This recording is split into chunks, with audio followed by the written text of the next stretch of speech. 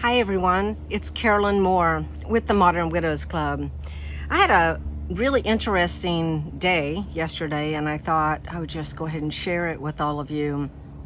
I went to the November meeting for the Melbourne community, Melbourne, Florida, and we had a guest speaker there. It was a physician called Dr. Chris from River's Edge. And she had some really interesting perspectives about widowhood. She actually was in the military and became a widow at 27. So she not only understood trauma from a perspective of kind of the military experience, but also from coming back and going to medical school, struggling with the loss of her partner, and really understanding how little support there are for, or little compassion there is actually for grieving people. So she has a practice now where she's independent and she doesn't spend 15 minutes with everyone. She needed that hour to get to the root cause of what's going on. And she has seen a huge increase in mental health issues, anxiety, depression. And so we asked her, the leader there, Ellen, actually asked her to come and speak. And we found out from talking to everyone that almost all the widows are struggling, many of them are struggling with survivor's guilt. Survivor's guilt, yeah. And I found it interesting because the research that we did last year, and which I gave her in this SAGE journal, is called Widowhood and Mental Health Social Predictors of Mental Health Disorders Among Widows. And last night really confirmed that this research that we're doing is so vital, because we found in the research we did in 2020 that there's three of the social predictors was sudden death, loss of health insurance, which happens to many of our ladies, and the intense stress of decision making. The intensity, as most all of you know, is extremely overwhelming. It's the reason why losing a spouse is the number one most stressful life event. For those of you who saw the post a couple of days ago, thank you for responding, because your stories need to be heard of the inner struggle here, right? And how do we get out of here? One very important part of what happened last night was, even though we all had or were experiencing in the past or currently the survivor's guilt, the resolve is selfish, extreme self-care. And we've known this here at MWC since the beginning in 2011, but it wasn't until we started doing research and getting the SAGE Journal of Illness, Crisis, and Loss to start paying attention to us that we started realizing we're onto something. So on top of that, and what we did is we actually started researching. If you haven't done our Widow Empowerment Quiz, go over to our modernwidowsclub.org and do that test and find out where you are on the Hope, Heal, Grow, and Lead, okay? Because the reason why I want to go over this is we've developed this Hope, Heal, Grow, Lead widowhood pathway, and it's based on decades of lived experiences for widows to identify ways of self-care and support, okay? So when you do the quiz, you answer the questions. You're empowered to be the person who knows what's going on in your life.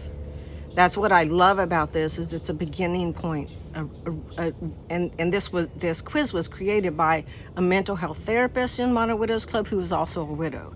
So the peer support and the professional support that is given here at Modern Widows Club is extremely unique. But what we identified hope as is it feels mostly like survival. Yeah. And the purpose of the hope stage is to move from survival to bereavement to believement, to believe that this has happened. What we found in our research is that averages 1.12 years, that hope phase, okay? Heal phase, interestingly enough, is described as a participation phase. This is where you have already decided there is more for your life, and you start moving forward. The average age, the age that we found from those polled was 1.88 years to get to that point. And then interestingly enough, grow is the purposeful phase. Here you've moved from survival, developed hope, chose to actively heal, and are moving towards growing and nourishing who you are now, loss included. That took 3.16 years for the ladies. And then the last phase was lead. In this phase, your journey has you in a place that is full of gratitude. You feel balance and fairness. You are mentoring others while walking beside them. Your mindset is of advocacy and giving back. That averaged 6.32 years. So the reason why I'm telling you this information is bereavement and grief and growth isn't a fast resolve. It takes a lot of work, and it takes a lot of way power and resources. And there's a lot that is going on around us that causes stress in our life. But there's also a lot happening inside here and here that is also causing stress. And so I want to encourage you to get involved in a community. I'm, the founder of this organization. I've been obviously here since the beginning, 11 years, and I still learn something new every time I come to community. And the best word that we came up with last night was immeasurable. Immeasurable. How do you describe a resource that's immeasurable? And that's really what is happening here at Modern Widows Club through all of our clubs in a club, book club, travel club, dating club, art club, all of this. And then all of our communities, our 40 communities, including a virtual, including a survivor of suicide group. All of those resources are creating greater emotional, mental, physical, spiritual, relational health.